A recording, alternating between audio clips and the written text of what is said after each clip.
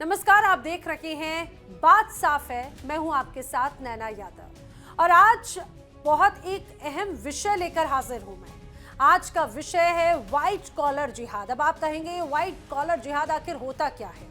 ये टर्म सुनने में थोड़ा सा आपको अलग जरूर लग रहा है, लेकिन इसका पहलू जितना आप समझेंगे उतना ही ज्यादा गहरा और उतना ही ज्यादा खतरनाक है। आज जरा हम जानेंगे कि व्हाइट कॉलर जिहाद का मतलब क्या होता है, कैसे ये बढ़ रहा है और कैसे ये देश में फलता फूलता है और कितना ज्यादा खतरनाक है।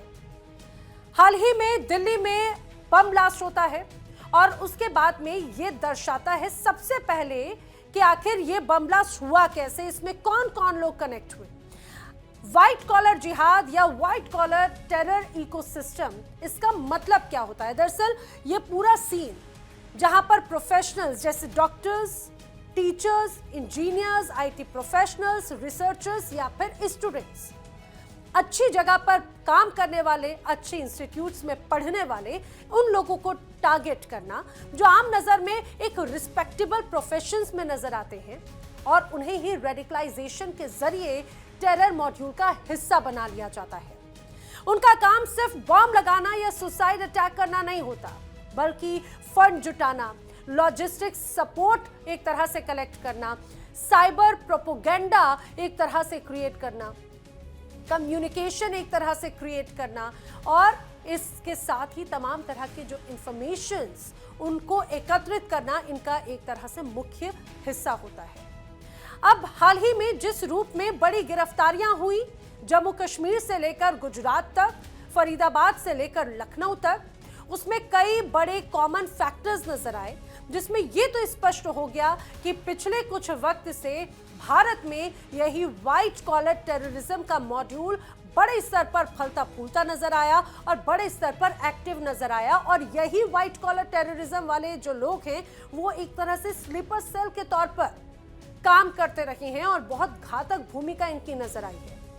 हाल ही में जम्मू कश्मीर के एक सीनियर अधिकारी की तरफ से कहा गया था, a cyber terrorist is actually deadlier than an actual terrorist because first he is in hiding and second he is absolutely unknown। इसका मतलब समझिए, इसका मतलब जिस तरह से उनका ये स्पष्ट हो जाता है कहना कि व्हाइट कॉलर टेररिज्म वाले जो लोग हैं वो क्यों सबसे ज्यादा घातक है, इनकी पहचान कर पाना मुश्किल है, इनके एक तरह से जो फुटप्रिंट्स हैं उनको समझ पाना बहुत मुश्किल है, इनको शक के घेरे में लाना बहुत ज़्यादा मुश्किल है। आप कैसे मानेंगे कि जो व्यक्ति आपके सामने सफ़ेद रंग का एक कोट और डॉक्टर की ड्रेस में आपको नज़र आ रहा है, क्या वो टेररिस्ट हो सकता है या फिर वो आतंकवादी गतिविधियों में शामिल हो सकता है? एक ऐसा व्यक्ति जो अपने साथ में अपने स्टूडेंट्स को पढ़ा रहा हो वो भी किसी टेरर मॉड्यूल का हिस्सा हो सकता है। एक ऐसा व्यक्ति जो आपको देखने में बिल्कुल साइंटिस्ट की तरह नजर आता हो और वो साइंटिस्ट हो भी, लेकिन असल में वो रिसर्च कर रहा हो किसी और गंभीर चीज का, ऐसी चीज का जिससे देश में खतरा बढ़ाया जा सके। एक ऐसा व्यक्ति जो आईटी प्रोफेशनल हो लेकिन इसके साथ ही हो वो व्हाइट कॉलर टेररिज्म का एक बड़ा हिस्सा। इसीलिए अब पिछले कुछ वक्त से पाकिस्तान या आईएसआई की तरफ से ऐसे ही लोगों को टारगेट किया जा रहा है और हाल ही में जो अलग अलग मॉड्यूल सामने आए हैं वो इस बात को दर्शाते भी हैं। अब समझिए कि आखिर ये डरावना, ये घातक क्यों है, क्योंकि यहाँ पर एक तरह से इसे ये कोई आम मिलिटेंट नहीं है, ये बल्कि पढ़े लिखे लोग हैं जो एक तरह से सिस्टम के अंदर घुसते हैं और उनके नेटवर्क को ज़्यादा से ज़्यादा उसका इस्तेमाल करते हैं, उसका मिसयूज़ करते हैं। इंफ्रास्ट्रक्चर्स हो, एकेडमिक्स हो या फिर मेडिकल फील्ड हो, यूनिवर्सिटीज़, इन सब में इसका बड़े स्तर पर इस्तेमाल होता है और इस्तेमाल होता है इनको कवर करने के लिए। अब हाल ही में जो बड़ी तस्वीरें सामने आई उसमें आप इस बात को समझिए, सबसे बड़ा मुद्दा व्हाइट कॉलर टेररिज्म के तौर पर ही देखने को मिला, क्योंकि जिस रूप में जम्मू कश्मीर से लेकर फरीदाबाद तक यहाँ पर जब बड़ी कार्रवाइयाँ हुई तो उससे ये तो स्पष्ट हो गया कि एक अस्पताल के अंदर, एक यूनिवर्सिटी के अंदर, एक डॉक्टर के घर के अंदर, उसकी गाड़ी के अंदर से अगर इस तरह से ज्वलंत पदार्थ या हथियार बरामद होते हैं ताकि उसके पास में किसी को कोई शक नहीं होगा, लेकिन उसने इतनी बड़ी घातक एक तरह से साजिश को अंजाम दिया और एक बड़े हमले को अंजाम देने की फिराक में थे। जम्मू कश्मीर पुलिस ने फरीदाबाद पुलिस के साथ में मिलकर एक मॉड्यूल को एक तरह से आइडेंटिफाई किया, जो धीरे धीरे बन गए नेटवर्क प्रोफेशनल्स के, नेटवर्क स्टूडेंट्स के, जिनके लिंक एक तरह से बैंड आउटफिट्स जैसे जैश ए मोहम्मद हो या फिर अंसार गज़वाए हिंद हो, उनसे सीधे सीधे कनेक्ट एस्टैब्लिश होते हैं। अब इस मॉड्यूल में 8 लोग अरेस्ट हुए, जिसमें 2 डॉक्टर्स और 1 इमाम एक तरह से वो भी शामिल है। साथ ही आप ये समझिए, पिछले कुछ वक्त में जो कार्रवाई हुई उसमें लगभग 3000 किलो तक बॉम्ब मटेरियल, एक तरह से जिस तरह से अमोनियम नाइट्रेट को जब्त किया गया, उससे ये स्पष्ट हो जाता है कि कैसे इसका इस्तेमाल किया जा रहा था। और इसके साथ ही हथियारों की भी रिकवरी हुई। एक और मामला यहाँ पर सामने आया था, जब किस तरह से एक मौलवी इश्तियाक जो है वो हरियाणा के मेवात से, फरीदाबाद इलाके से यहाँ पर एक किराए के घर में रहता था और इसी जगह से लगभग 2500 किलो से ज्यादा एक्सप्लोजिव मिला। ये सारी चीजें, ये सारे डॉट्स कनेक्ट करते हैं और दिखाते हैं कि किस तरह से शिक्षा की आड़ में और इसे एक elite class doctor, engineer, IT sector, researchers, students, इन सब को कनेक्ट करके टारगेट करते हुए रेडिकलाइजेशन लगातार बड़े स्तर पर हो रहा है। ये मॉड्यूल बहुत खतरनाक है। ये मॉड्यूल बहुत, जितना ज्यादा सुरक्षित इन आतंकी गतिविधियों को अंजाम देने के लिए है, उतना ही ज्यादा उन्हें डिटेक्ट कर पाना बहुत ज्यादा मुश्किल है। यही वजह है कि सीमा पार से बैठे जो आतंकी हैं, जैश ए मोहम्मद के सरगना हैं, लश्कर ए तैयबा के सरगना हैं, आईएसआई जैसी तमाम ऐसी संस्थाएं हैं, वो अब ऐसे ही लोगों को रेडिकलाइज कर रही है, उन्हें टारगेट कर रही है। अब सबसे महत्वपूर्ण बात उस इंसिडेंट की कर लेते हैं जिनसे ये सारी चीजें और भी ज्यादा सीरियस हो जाती हैं। यानी दिल्ली में जो कार बम धमाका हुआ, तारीख थी 10 नवंबर 2025, वक्त था शाम के लगभग 6:45 से 7 बजे के बीच में। एक गाड़ी में जोरदार धमाका होता है लाल किले मेट्रो स्टेशन गेट नंबर 1 के पास में, रेड लाइट के पास में, यानी कि, और जिस दौरान ये पूरी सिग्नल पर गाड़ी आती है और जिसमें जोरदार धमाका होता है, उसमें कई लोग उस धमाके की जद में आ जाते हैं। लोगों के जो शरीर के चीथड़े हैं वो इधर उधर पड़े हुए नजर आते हैं, भगदड़ मच जाती है, कई लोग जख्मी होते हैं, जिनकी अभी भी स्थिति कई लोगों की गंभीर बनी हुई है। गाड़ी थी एक सफेद रंग की i20 हुंडई, जो ट्रैफिक सिग्नल पर धीमी गति से आती है और फिर उसमें होता है वो धमाका जिसकी किसी ने कल्पना भी नहीं की थी। शुरुआती वक्त में इसे एक तरह से ऐसी तस्वीर नजर आई कि शायद वो सीएनजी ब्लास्ट होगा, और हुआ इससे ठीक उलट। जैसे जैसे तस्वीरें आती गईं और जैसे जैसे ये कहा जाए कि इंजर्ड लोगों की संख्या बढ़ती गई और मृतकों की संख्या बढ़ती गई, उससे ये तो स्पष्ट हो गया कि ये धमाका जैसा नजर आता है वैसा है नहीं। अब जैसे जैसे जांच हुई तब पता चला कि गाड़ी का जो रजिस्टर्ड नंबर ओनर था वो सलमान नाम का व्यक्ति था और वो हरियाणा के ही नाम से नंबर से रजिस्टर्ड थी। पुलिस ने सारी कड़ियों को जोड़ा और गाड़ी की आरसी रजिस्ट्रेशन सर्टिफिकेट के आधार पर सीधे सलमान, जो कि जिसके नाम से गाड़ी रजिस्टर्ड थी, उस तक पुलिस पहुंची और पूछताछ में पता चला कि जिस रूप में इस गाड़ी का इस्तेमाल हुआ, सलमान का नाम आया। सलमान फर्स्ट ओनर जरूर था, लेकिन उसने कुछ समय पहले ही ये गाड़ी किसी और व्यक्ति को बेच दी थी। अब ऐसे में जो तमाम एजेंसीज हैं, एनआईए, वो पूरे इस मामले की जांच कर रही है। NIA, Delhi police special cell लगातार हर पहलू पर जांच कर रहे हैं। कहा जाए आतंकी गतिविधि जो पिछले कुछ वक्त में नजर आई है, उस पे हर डेप्थ वे में इसमें पूरी तरह से काम किया जा रहा है। इस बीच कई बड़े नाम सामने आते हैं। एक और सस्पेक्ट डॉक्टर उमर नबी, जो कि पुलवामा का रहने वाला था, और बताया जा रहा है कि डॉक्टर उमर नबी ही वो था जो कि अल फला यूनिवर्सिटी फरीदाबाद में था और उसके इसमें शामिल होने की तमाम जानकारियां सामने आई और जो ये धमाका हुआ उसमें डॉक्टर उमर नबी ही मौजूद था। ये केस सीधे सीधे व्हाइट कॉलर टेररिज्म इकोसिस्टम से कनेक्टेड है, क्योंकि इन्वेस्टिगेशन से ये जरूर पता चलता है कि ये ब्लास्ट उस मॉड्यूल के इन्वेस्टिगेशन के बाद में हुआ, एक तरह से पैनिक या फिर कहा जाता है डेस्परेशन अटैक के तौर पर इसे कहा जा रहा है। तो ये पूरी बड़ी तस्वीर नजर आई और आप ये मान के चलिए अभी भी जांच सामने आ रही है। जांच में कई बड़े अलग अलग पहलू सामने आते हैं और अलग अलग पहलुओं को समझते हैं। सीधे रुक करते हैं मेरे साथियों का न्यूज रूम की चर्चा में।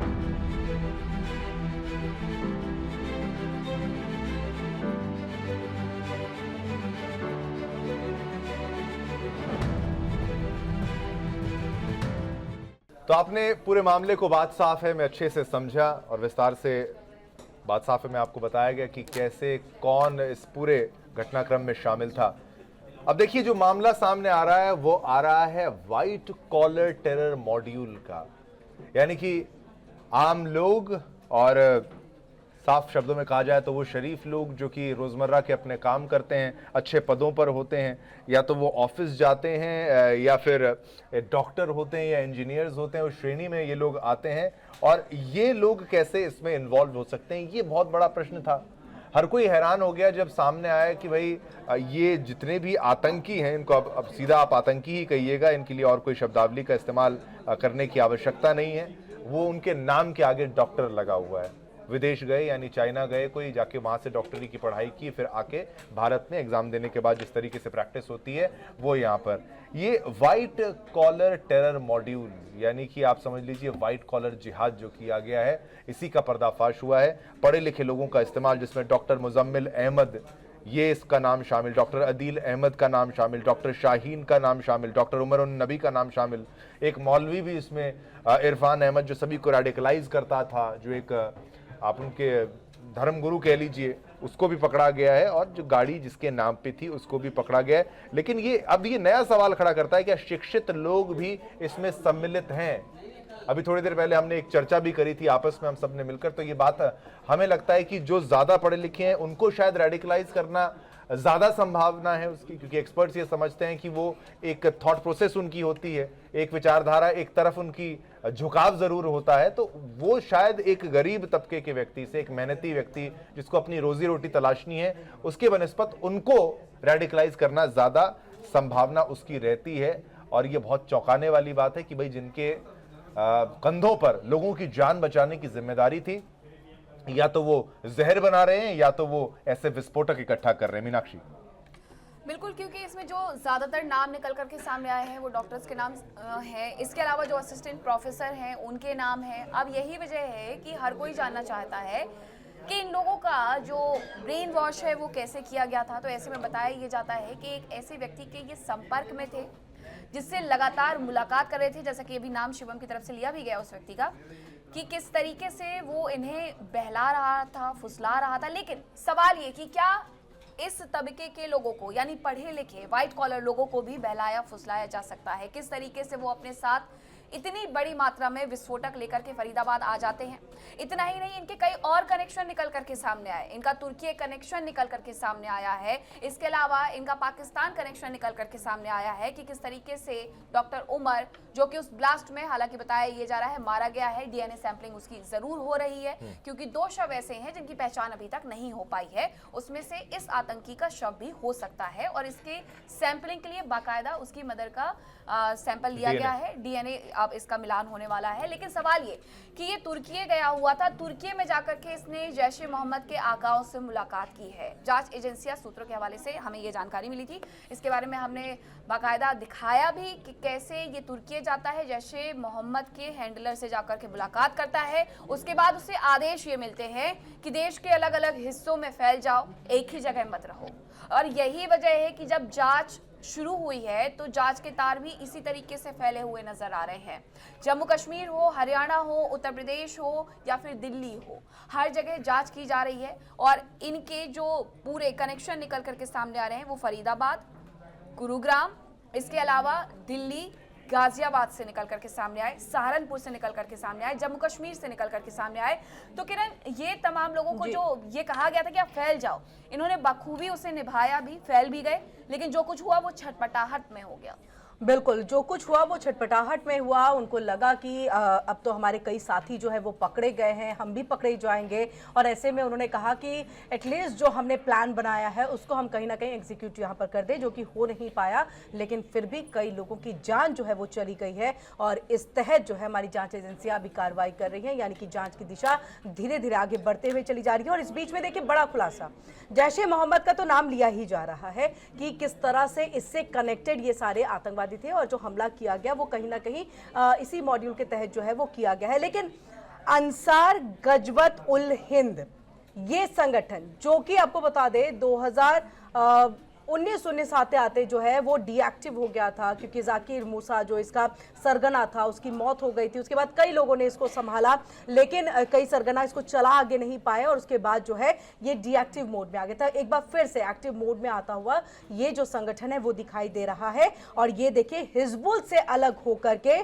जो जाकिर मूसा है उसने अंसार गजवत उल हिंद को बनाया था, फिर से एक्टिव किया था और नई चेहरे इसमें जो है वो लेकर के आया भी था। और उसके बाद जो है इसका केवल कश्मीर एक मुद्दा नहीं था, भारत के अंदर में दहशत फैलाना, काफिर को लेकर के जो है एक तरह से उसकी जो नफरत थी, इन सब चीज़ों को लेकर के चलना था। और यही वजह है कि ये बाकियों से बहुत ज़्यादा खतरनाक, और खतरनाक इसलिए भी क्योंकि जो आज हम मुद्दा उठाए हुए हैं व्हाइट कॉलर का, इसमें व्हाइट कॉलर के लोग शामिल है, पढ़े लिखे तबके के लोग शामिल है, पहचान पाना मुश्किल होता है। और यही वजह है क्योंकि जाकिर मूसा की भी जो हम बात कर रहे हैं, जाकिर मूसा भी इंजीनियर था, चंडीगढ़ में रहता था, सोचिए भारत में रहता था वो, और जब यहां से वो फेल होकर के वापस जाता है तो उस तरह से उसे यहां पर जो है इसको वो बनाता है नैना। और ये अंसार गजवत उल हिंद, गजवाए हिंद बनाने की एक भारत को जो है तैयारी थी, दहशत फैलाने की तैयारी थी। और अब इस संगठन का नाम भी जो है वो सामने आ गया है और इसकी भी तह तक जाने की पूरी तैयारी। और जिस मौलवी इश्तियाक का नाम लिया जा रहा है उसे श्रीनगर ले जाया गया है और अब इस पूरे मामले की जांच जो है वो की जाएगी। लेकिन इस बीच में अभी जांच एजेंसियां धीरे धीरे करके बहुत बातें लेकर के सामने भी आ रहे हैं कि किस तरह से इस पूरे हमले को और बड़ी मात्रा में, मतलब यानी कि बड़े लेवल पे जो है अंजाम देना था नैना, लेकिन वो इनके लिए संभव नहीं हो पाया। जिस तरह से जम्मू कश्मीर के हमारे जो तमाम पुलिस ऑफिसर है, जो बाकी स्पेशल सेल्स है, उनकी तरफ से ये की चीजें गई और उसके बाद बहुतों को गिरफ्तार किया गया, इनकी गिरफ्तारी बस बाकी थी। लेकिन इससे पहले पहले वो इसको अंजाम देके, यानी अपने नाकाब मंसूबों को अंजाम उन्होंने दे दिया। देखिए इसमें कोई शक नहीं, किरण, शिवम और मीनाक्षी ने बड़े बखूबी तरीके से बताया कि आखिर ये किस रूप में एक बड़ी साजिश को प्लान कर रहे थे और साजिश को डिकोड करते हुए अंजाम देने से पहले ही हमारे सुरक्षा बलों ने उन्हें एक तरह से ये कहा जाए रोका। जो दिल्ली ब्लास्ट हुआ ये उसका एक बहुत छोटा प्रारूप है, क्योंकि प्लानिंग उससे कई कई कई गुना बड़े धमाके की और कई अलग अलग हमलों को अंजाम देने की थी। लेकिन सबसे महत्वपूर्ण बात ये कि इस पूरे धमाके के साथ में जो अलग अलग मॉड्यूल का जिक्र होना शुरू हुआ, व्हाइट कॉलर टेररिज्म, आखिर ये किस तरह का इकोसिस्टम है, ये किस तरह का टेररिज्म है, इस बात को हमें समझना होगा। खासतौर से अगर हम बात करें कि अभी तक दुनिया में, सिर्फ भारत ही नहीं, अगर मैं दुनिया की बात करूं तो बड़े आतंकियों का अगर नाम आता है तो उसमें सबसे पहले लोगों को ओसामा बिन लादेन का नाम याद आता है। ओसामा बिन लादेन जैसे और भी कई बहुत लोग रहे, लेकिन ओसामा बिन लादेन ने बड़ी साजिश रची और अमेरिका में किस तरह से उसने दहशत फैलाई। मैं अगर ऐसे ही ओसामा बिन लादेन की अगर बात करूं तो ओसामा बिन लादेन को आप समझिए कि आखिर उसकी एजुकेशन किस तरह की थी। इकोनॉमिक्स और बिजनेस एडमिनिस्ट्रेशन में उसने पढ़ाई की थी, लेकिन अलकायदा का वो फाउंडर बना। ऐसी एक लंबी फहरिस्त है। अयमान अल जवारी सर्जन था, डॉक्टर था, अलकायदा का नेता था, कई हमलों में शामिल हुआ, हालांकि उसे भी 2022 में मार गिराया गया। खालिद शेख मोहम्मद, आफिया सिद्दीकी MIT से बैचलर थी, अप्रेंटिस से PhD की, और ऐसे कई बड़ी सी लंबी लिस्ट आती है। कोई हार्वर्ड यूनिवर्सिटी से पढ़ा हुआ, कोई सिविल इंजीनियर, कोई डॉक्टर, कोई IT इंजीनियर। और पिछले कुछ वक्त में अगर हम हिंदुस्तान में भी देखें, अक्सर हमने देखा है कि कभी गुजरात से, कभी खासतौर से दक्षिण भारत से कोई IT इंजीनियर पकड़ा जाता है, कोई रिसर्चर पकड़ा जाता है, तो वो उस एक आइडियोलॉजी को दर्शाता है।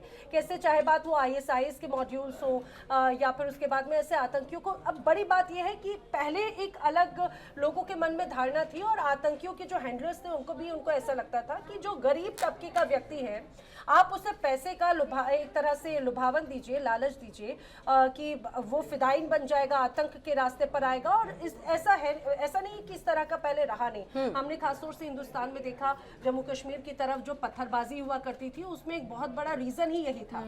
या ऐसे ही लोगों को बरगलाकर जिनकी आर्थिक माली स्थिति कमजोर हो उनको आप एक तरह से कन्वर्ट करते थे। लेकिन पिछले कुछ वक्त से ये पूरा का पूरा पैटर्न चेंज हुआ। पाकिस्तान की तरफ से, आईएसआई की तरफ से बाकायदा वैसे लोगों को ट्रेंड और ऐसे लोगों को उनके माइंड वॉश किए जाने लगे कि जो व्हाइट कॉलर में के साथ में हो, कोई डॉक्टर है, कोई इंजीनियर है, कोई रिसर्चर है, कोई सिविल इंजीनियर है, कोई ये कहा जाए कि वो एमबीए का स्टूडेंट है या फिर वहां पे किसी अच्छी तरह की जॉब में है।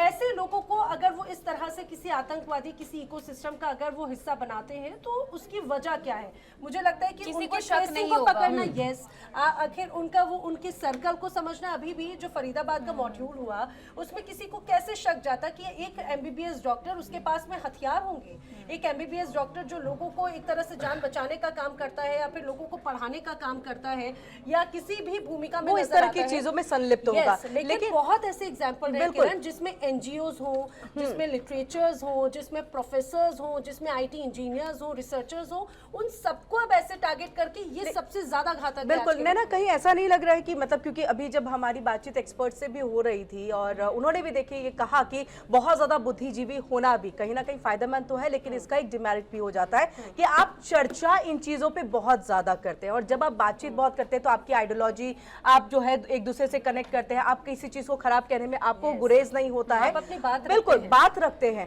तो ऐसे में क्या होता है कि कई बार उनको लगता है कि नहीं, जो जिहादी वाली मानसिकता है वो ज्यादा बेहतर है, वो सही है और वाकई आवश्यकता है इस चीज की कि हम जो लड़ाई है वो विचारधारा की चीजें हो जाती है। रिपोर्ट में बता दूं, जो रिसर्च रिपोर्ट्स होती हैं उसमें वर्ल्ड बैंक की एक रिपोर्ट है 2008 की, उसमें कहा है आतंकवादियों में गरीब और अनपढ़ की तुलना में अमीर और पढ़े लिखे ज्यादा हैं। एक और ऑक्सफोर्ड यूनिवर्सिटी की एक रिपोर्ट है 2017 की, उसमें कहते हैं 70% विदेशी फाइटर्स के पास में कॉलेज डिग्री थी और सभी वो ये कहा जाए ग्रेजुएशन से ऊपर वाली डिग्रीज थी। तो ये अपने आप में बड़ा गंभीर है। और इवन भारत में एनआईए के पास में 300 से ज्यादा ऐसे केसेस हैं जिसमें 42% से ज्यादा जो आरोपी आतंकी हैं वो सभी पढ़े लिखे, वो ग्रेजुएट, पोस्ट ग्रेजुएट या फिर अच्छे डिप्लोमा सर्टिफिकेट्स के साथ में रहे। पर मुझे लगता है ये सब ना सरगना बनते होंगे, यानी कि ये हेड करते होंगे, चीजों को नेतृत्व करते होंगे, नीचे जो स्लीपर सेल्स होंगे वो जो है इनको वो चुनते होंगे जिनको आवश्यकता है, पैसों की आवश्यकता है, गरीब तबके के नौकरी की आवश्यकता है, तो उनके लिए मुझे लग रहा है वो स्लीपर सेल जो है वो बनाते हैं। लेकिन ये सरगना, चाहे ओसामा बिन लादेन की हम बात करें, डॉक्टर उमर या डॉक्टर शाहीन, और मुझे लग रहा है कि डॉक्टर शाहीन देखिए महिला ब्रिगेड से यहाँ पर किस तरह से जुड़ी हुई है, वहां पर उसको बड़ी जिम्मेदारी दी गई। बिल्कुल मीनाक्षी, पाकिस्तान की तरफ से किस तरीके से एक ऑनलाइन क्लासेस चलाने की बात निकल करके सामने आई थी, उसमें आपको पैसे देने होंगे और उसके बाद आप उसमें भर्ती हो सकते हैं। किस लिए भर्ती हो सकते हैं? आतंकी बनने के लिए। बिल्कुल, यानी उस विचारधारा के जो लोग हैं ना, अब वो फ्रंट फुट पर सामने आएंगे। अब देखिए इसमें इतने सारे नाम है, डॉक्टर शाहीन सईद हैं, लखनऊ से इनका जरूर संबंध है, मुजब्बिल की ये करीबी बताई जाती है, इनकी कार में राइफल मिली थी और इस सबसे भी इनका संबंध है, इससे इनकार नहीं किया जा सकता, गिरफ्तारी हुई है उनकी। डॉक्टर मुजम्मिल शकील है, पुलवामा से हैं, इन पर आरोप है कि 2900 किलो विस्फोटक इन्होंने जुटा करके रखा था और इनके तार भी इसमें निकले हैं। Doctor Adil Ahmad, doctor Sajjad Ahmad, doctor Parvez Ansari, doctor Tajamul Ahmad Malik. अब तो या तो ये डॉक्टर वैसे एमबीबीएस वाले डॉक्टर हैं और कुछ डॉक्टर ऐसे हैं उसमें से जो कि पढ़ाते हैं, यानी असिस्टेंट प्रोफेसर के तौर पर थे, जैसे कि डॉक्टर शाहीन का नाम निकल करके सामने आया। अब वही बात घूम फिर करके आ जाती है कि पढ़े लिखे लोगों से दरअसल ये एक्सपेक्ट नहीं किया जाता है कि वो इस तरीके की घटनाओं में शामिल हो, लेकिन जब बात विचारधारा की आती है तो आप, जैसा कि किरण और नैना भी कह रही थी, कि आप जिस ग्रुप में बैठते हैं वहां आप इन बातों को इतना ज्यादा डिस्कस कर लेते हैं कि वो आपके दिमाग पर हावी हो चुकी होती हैं और आप उसे अपना पेशा बनाने के लिए, अगर आपसे किसी ने आकर के कहा है कि आप ऐसा कर लीजिए तो आप उस बात के लिए हाँ कर देंगे। ठीक है, अगर विस्फोट रखना है मेरे ऑनलाइन क्लासेस में भी में देखिए कौन ऑनलाइन क्लासेस कर सकते हैं, मतलब जिसको जानकारी होगी, नेट की जानकारी होगी, इंटरनेट की जानकारी, तो उसमें भी पढ़े लिखे तबके की जो महिला है वो इसमें सम्मिलित होगी।